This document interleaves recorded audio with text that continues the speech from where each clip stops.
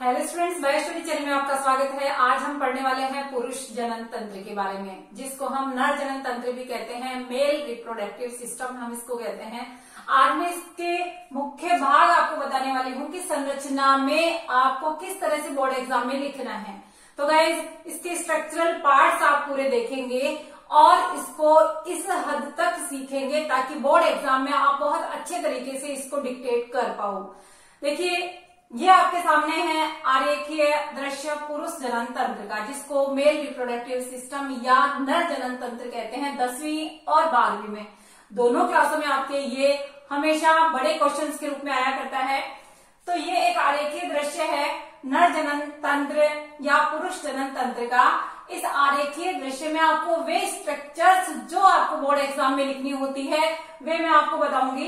तो ये जो स्ट्रक्चर है पूरा कंप्लीट पुरुष जनन तंत्र का, ये कहाँ उपस्थित होता है? ये पेल्विस रीजन में उपस्थित होता है गाइस। कहाँ उपस्थित होता है? पेल्विस रीजन, जिसको श्रोणि क्षेत्र कहते हैं। ह्यूमन बॉडी का श्रोणि क्षेत्र होता है, वहां उपस्थित होता है। पेल्विस रीजन में ये उपस्थित होता है। इसके मुख्य भाग कौन कौन से हैं? जो कि स्पर्म फॉर्मेशन या शुक्राणु निर्माण की क्रिया से लेकर के शुक्राणुओं के स्खलन तक सहयोग करते हैं। तो इस मेल रिप्रोडक्टिव सिस्टम का मेन पार्ट होता है ये वृषण, जो कि मनुष्य में एक जोड़ी पाए जाते हैं। वृषण होता है मुख्य भाग। इसके बाद आता है नंबर सहायक नलिकाओं का, कि वृषण में शुक्राणु का निर्माण हुआ और वह शुक्राणु सहायक नलिकाओं के द्वारा, जो एक थैली के रूप में संरचना है शुक्राशय, वहां तक कैसे पहुंचता है? तो उसमें सहयोग करती है सहायक नलिकाएं। फिर आता है सहायक ग्रंथियों का नंबर। कौन कौन सी सहायक ग्रंथियां हैं ये स्ट्रक्चर में आपके सामने आएगा। और एक होती है बाह्य जननेंद्रिय, जिसको हम पेनिस या शिश्न कहते हैं, जो मेल रिप्रोडक्टिव में स्खलन के लिए सहायक अंग होता है। अब आप बिल्कुल फोकस करिएगा कि ये स्ट्रक्चर है पुरुष जनन तंत्र का। एक जोड़ी वृषण, ये स्ट्रक्चर लगभग अंडाकार स्थिति में या गोलाकार, जिसको हम कह सकते हैं, ये अंडाकार स्थिति में जो है टेस्टिस या वृषण पाए जाते हैं। इन वृषणों में ये जो एक जोड़ी आप वृषण देख रहे हो लगभग अंडाकार कंडीशन में, इन वृषण में वृषण जालिका पाई जाती है। गाइस, क्या पाई जाती है? वृषण जालिका, जो कि सपोर्ट करती है वाहिनी तक जाने में। वृषण जालिका का अध्ययन हम करें उससे पहले आप देखिए कि ये जो वृषण लगभग अंडाकार संरचना है, जिसकी लंबाई है 4 से 5 सेंटीमीटर और चौड़ाई है 2 से 3 सेंटीमीटर। ये जो वृषण है ये वृषण कोश में उपस्थित है। एक थैली नुमा स्ट्रक्चर है, जैसा कि आप इस स्ट्रक्चर में देख रहे हो। ये आउटर कवरिंग, इसकी सघन आवरण इसके ऊपर पाया जाता है। एक थैली पाई जाती है और इस थैली में ये वृषण जो है वृषण कोश में, स्क्रोटम जिसको कहते हैं, इसमें उपस्थित होता है। वृषण पालिकाएं इसमें पाई जाती है। अब आप सोचोगे कि वृषण पालिका क्या कार्य करती है? गाइस, वृषण पालिका एक लॉब्यूल्स की तरह पालिकाओं के रूप में ये होती है। लगभग 1 से 3 जो है शुक्र जनन नलिकाएं इनमें पाई जाती है प्रत्येक लोब्स में। ये लोब्स का एक स्ट्रक्चर आप देख रहे हो, ये होती है वृषण पालिकाएं। यहीं पे शुक्राणु का निर्माण होता है। शुक्राणु का निर्माण यहां से इन लोब्स में होता है। किस तरह से होता है?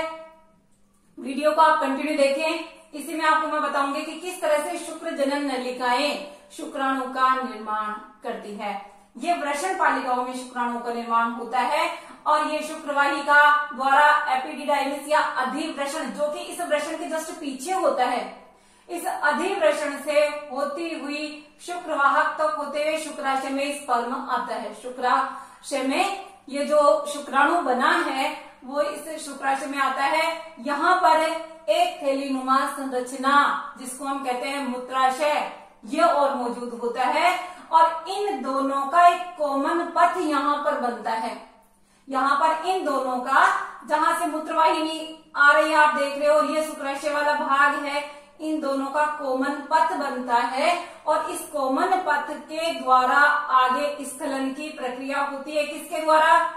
इस पेनिस वाले भाग के द्वारा, जो कि मादा की योनि में स्खलित किए जाते हैं। एक कॉमन स्खलन वाहिनी यहाँ बनती है। गाइस, इस डायग्राम के द्वारा आप पूरी प्रोसेस सीखेंगे। ये है एक जोड़ी वृषण। वृषण में, वृषण पालिका में किसका निर्माण हुआ? शुक्राणु का निर्माण। यहाँ पर शुक्राणु का निर्माण हो रहा है। ये शुक्राणु यहाँ जो बन रहे हैं, ये वृषण जालिका से होते हुए शुक्रवाहिका में अधिवृषण में, और अधिवृषण जो है इसको इस तरह से घेरे होता है, ये लूप के समान स्ट्रक्चर बनाता है। ये लूप जो है इस तरह से बन जाती है शुक्रवाहक से, और यहाँ पर एक ऐसे थैलीनुमा स्ट्रक्चर वापस बन गई जो कि शुक्राणुओं का भंडारण करती है। ये शुक्राणुओं का भंडारण यहाँ पर शुक्राशय में होता है, और इसी के साथ में कॉमन डक्ट चल रही है जिसको हम कहते हैं ये मूत्रवाहिनी। ये मूत्रवाहिनी, कॉमन डक्ट, ये दोनों मिलकर के स्खलन वाहिनी बनाती है। मूत्र मार्ग द्वारा जो शुक्राणु है वो भी स्खलित किए जाते हैं। आप ये देख रहे हो मूत्राशय वाली स्ट्रक्चर, मूत्र वाहिनी और शुक्राशय, यानी ये मूत्राशय और ये शुक्राशय, और इनके आगे जो सहायक ग्रंथियां मैं नाम ले रही हूं, एक जोड़ी ग्रंथियां, ये ग्रंथियां होती है, प्रोस्टेट ग्रंथि होती है एक, और बल्बो यूरेथ्रल ग्रंथियां। ये देखिए आप, इस तरह से प्रोस्टेट ग्रंथि और इस तरह से बल्बो यूरेथ्रल ग्रंथि। ये ग्रंथियां क्या करती हैं? ये ग्रंथियां जो है लुब्रिकेशन में सहायक होती है, पेनिस के लुब्रिकेशन में सहायक होती है। इन ग्रंथियों से होती हुई ये जो स्खलन वाहिनी है, मूत्र मार्ग द्वारा ये शुक्राणु भी स्खलित किए जाते हैं। ये मार्ग इनका कॉमन मार्ग हो जाता है। इस पेनिस के ऊपर एक अग्रच्छद पाई जाती है। अग्रच्छद यानी एक ढीली त्वचा जिसको फॉर स्किन कहते हैं। ये शिश्नमुंड इसका टिप वाला रीजन होता है जो ढीली त्वचा से ढका हुआ आता है पेनिस का, इसको शिश्नमुंड कहते हैं। गाइस, आपको कॉमन चीजें क्या पढ़नी है अच्छे से, कि वृषण पालिकाएं होती है जिनमें शुक्राणुओं का निर्माण होता है। सहायक नलिकाएं कौन कौन सी हैं? ये सहायक नलिकाएं होती है शुक्रवाहिका, अधिवृषण और शुक्रवाहक। यहाँ से स्पर्म आते हैं, शुक्राणु आते हैं शुक्राशय में, और ये शुक्राशय और साथ में इसी के ऊपर मूत्राशय वाला भाग। अब ये तो हुई स्ट्रक्चर की बात।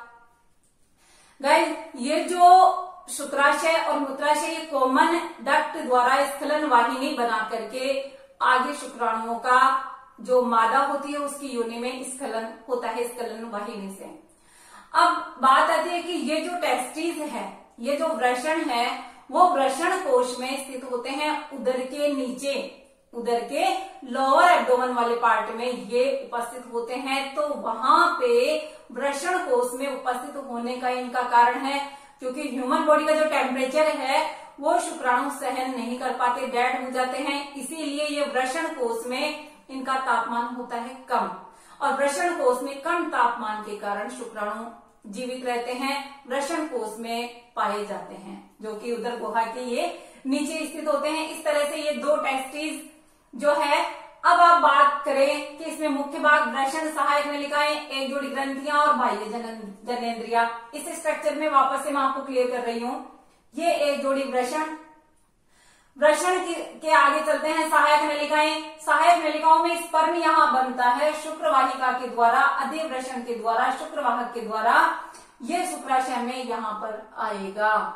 कॉमन डक्ट यहाँ बनेगी क्योंकि यहाँ पर इसी से जुड़ा हुआ भाग है मूत्राशय। यह भी थैलीनुमा स्ट्रक्चर है, ब्लैडर के रूप में होता है, और इससे निकलती है मूत्रवाहिनी यानी मूत्रमार्ग। ये मूत्रवाहिनी और ये शुक्राशय दोनों मिलकर के कहाँ खुलेंगे? मूत्र मार्ग में। यह है मूत्र मार्ग। इस मूत्र मार्ग से होता हुआ इन शुक्राणुओं का स्खलन होता है। इस तरह से सहायक नलिकाएं, एक जोड़ी ग्रंथियां जो कि प्रोस्टेट ग्रंथि, बल्बोयूरेथ्रल ग्रंथि है, बाह्य जननेंद्रियों की बात करें तो पेनिस होता है, और वृषण जहां पर शुक्राणु का फॉर्मेशन होता है। ये जो वृषण पालिकाएं होती है इसमें लगभग 250 चैम्बर्स पाए जाते हैं, लॉब्स पाए जाते हैं, जो कि वृषण पालिकाएं कहलाते हैं। इन वृषण पालिकाओं में ही शुक्र जनन नलिकाएं होती है। इन शुक्र जनन नलिकाओं के अंदर वाले स्तर में नर जनन जर्म कोशिकाएं होती है जिनमें स्पर्म का फॉर्मेशन या शुक्राणु का फॉर्मेशन होता है। और ये शुक्राणु इस तरह से शुक्र जनन नलिका में बनते हैं और इस प्रोसेस से होते हुए इनका स्खलन होता है। तो ये स्ट्रक्चर आपके समझ में आ गई होगी, उम्मीद करती हूँ कि आपको अच्छे से समझ में आएगा। आप इसको नोट डाउन कर लीजिए ताकि किस तरह से स्पर्म का फॉर्मेशन हो रहा है या शुक्राणु का निर्माण होता है ये मैं आपको बताऊं।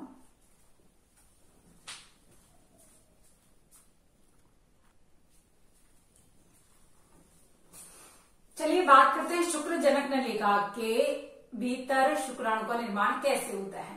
गाइस ध्यान से देखिए, शुक्र जनक नलिका का जो भीतरी स्तर होता है, भीतरी स्तर किसकी बात कर रहे हैं हम, भीतरी स्तर, और एक होता है बाह्य स्तर। भीतरी स्तर में नर जन्म कोशिकाएं पाई जाती है और सर्टोली कोशिकाएं पाई जाती है। दो तरह की कोशिकाएं हो गई, नर जन्म कोशिकाएं और सर्टोली कोशिकाएं पाई जाती है। ये कोशिकाएं क्या कार्य करती है, नर जन्म कोशिकाएं अर्धसूत्री विभाजन द्वारा शुक्राणु का निर्माण करती है। कैसे हुआ शुक्राणु का निर्माण, जो इसके भीतरी स्तर में नर जन्म कोशिकाएं हैं इनमें अर्धसूत्री विभाजन हुआ और इसके द्वारा शुक्राणु का निर्माण हुआ। इसका मतलब कैसा हो गया, एक अगुणित संरचना के रूप में शुक्राणु का निर्माण हो गया। इसी के साथ में सर्टोली कोशिकाएं होती है दूसरी प्रकार की, और ये दूसरे प्रकार की सर्टोली कोशिकाएं पोषण प्रदान करने का कार्य करती है। जो विकसित हो रहा शुक्राणु है उसको पोषण प्रदान करने का कार्य करती है सर्टोली कोशिकाएं। ये तो हुई बात भीतरी स्तर शुक्र जनक नलिका। इसका थोड़ा सा मैं आपको एक आरेखीय दृश्य बता रही हूं। इस तरह से होती है शुक्र जनक नलिका। इस शुक्र जनक नलिका में इस तरह से ये भीतरी स्तर में सेल्स पाई जाती है। इन सेल्स में इस तरह से शुक्राणु का निर्माण होता है। ये इंटरस्टिशियल स्पेस है, अंतराली कोशिकाएं हैं। इस अंतराली कोशिकाओं में रुधिर वाहिकाएं पाई जाती है छोटी छोटी, और रुधिर वाहिकाओं के साथ में लीडिंग कोशिकाएं यहाँ पर उपस्थित होती है। ये लीडिंग कोशिकाएं नर जनन हार्मोन एंड्रोजन का सिक्रेशन करती है। इस तरह से ये अंतराली अवकाश आप देख रहे हो, अंदर जो ये लोब्स हैं इन लोब्स में शुक्राणु का निर्माण हुआ है। ये शुक्राणु जन यहाँ पर उपस्थित है। ये जो आप देख रहे हो सेल्स, ये शुक्राणु जन है, स्पर्मेटोगोनिया भी इनको कहते हैं, जो कि शुक्राणु का निर्माण करती है। और इनके आसपास जो आउटर साइड में है ये सर्टोली कोशिकाएं अंतराली अवकाश में जो होती है, ये सर्टोली कोशिकाएं इनको पोषण प्रदान करने का कार्य करती है। ये शुक्र जनक नलिका में शुक्राणु जो है बनता है। आपको मैंने बताया कि ये प्रोसेस कहां पर हो रही है, कंप्लीट वृषण में हो रही है। अब बात आती है कि वृषण से शुक्राणु बन गया तो ये शुक्राणु कौन से पथ के द्वारा शुक्राशय तक पहुंचेगा। गाइस मैंने आपको बताया था कि सहायक नलिकाएं होती हैं। लिंग सहायक नलिकाओं के द्वारा ये बना हुआ शुक्राणु है वो वृषण जालिका में, फिर शुक्रवाहिका में और अधिवृषण के द्वारा शुक्रवाहक से होता हुआ कहा जाएगा। ये सहायक, ये कंप्लीट ये है नलिकाओं के रूप में है। ये संरचनाएं जो मैंने नाम लिया, सहायक नलिकाएं, वृषण जालिका, शुक्रवाहिका, अधिवृषण और शुक्रवाहक, ये नलिकानुमा संरचनाएं होती है पूरी। अब इसका पथ कौन सा होता है गाइस, ध्यान दीजिएगा। शुक्र जनक नलिका में शुक्राणु बना, शुक्र जनक नलिका में शुक्राणु बना। इस शुक्र जनक नलिका में शुक्राणु बनने के बाद शुक्रवाहिका में होता हुआ अधिवृषण में आता है।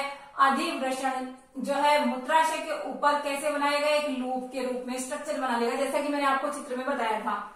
मूत्राशय के ऊपर एक लूप के रूप में आ जाएगा, फोल्डिंग कर लेगा, और यहाँ पर जो शुक्राशय है, जो रीजन था मैंने आपको चित्र में बताया था, शुक्राशय से एक वाहिनी निकलेगी जो कि ये बनते हुए शुक्राणु है, इनके पास आएंगे, वहां पर शुक्राणुओं का भंडारण होगा। ये जो शुक्राशय के अंदर शुक्राणुओं का भंडारण हुआ है ये किस मार्ग से निकलेगा, आगे मूत्राशय से मूत्र मार्ग निकलेगा, और इस मूत्र मार्ग से साथ में स्खलन वाहिनी के रूप में एक कॉमन डक्ट बनेगी। मूत्राशय मुख के अंदर आएंगे और ये लास्ट में टिप के द्वारा स्खलित कर दिए जाएंगे। इस पूरी प्रोसेस के द्वारा शुक्राणु का बनना और किस तरह से शुक्राणु का पथ है, आगे आपने देखा किस तरह से पथ के शुक्र जनक नलिका के द्वारा वृषण में शुक्राणु निर्माण हुआ और स्खलन वाहिनी तक पहुंचा। यानी पेनिस जो रीजन होता है वहां से ये मादा की योनि में स्खलित कर दिए जाते हैं। गाइस बहुत अच्छे से आपको समझ में आ रहा होगा। अब ये बात कंप्लीट यहां तक। इसके बाद मैं आपको बताऊंगी कि किस तरह से पेनिस के द्वारा आगे जो है जो पेनिस वाला रीजन होता है उसमें किस तरह से वर्धित क्षेत्र पाया जाता है।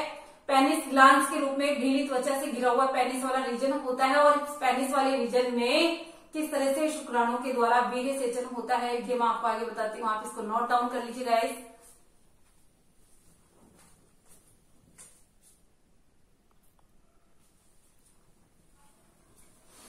चलिए हम बात करते हैं आगे वृषण और सहायक नलिकाओं के बाद वाला रीजन, जहां से शुक्राणु मादा की योनि में स्खलित किए जाते हैं। ऐसी रचना, और वो रचना है पेनिस। कौन सी रचना है वो? पेनिस। ये बाह्य जननेंद्रिय के रूप में होती है, विशेष प्रकार के ऊतकों से बनी हुई होती है। और विशेष प्रकार के ऊतक क्या मदद करते हैं गाइस, ध्यान दीजिएगा।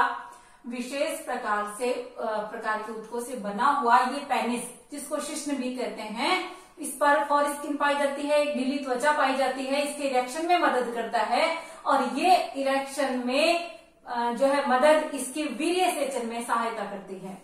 ये बाह्य जननेंद्रिय है, विशेष प्रकार के ऊतकों से बना हुआ है, पेनिस इरेक्शन में मदद करते हैं ये ऊतक, ताकि वीर्य सेचन की प्रोसेस आसान हो जाए।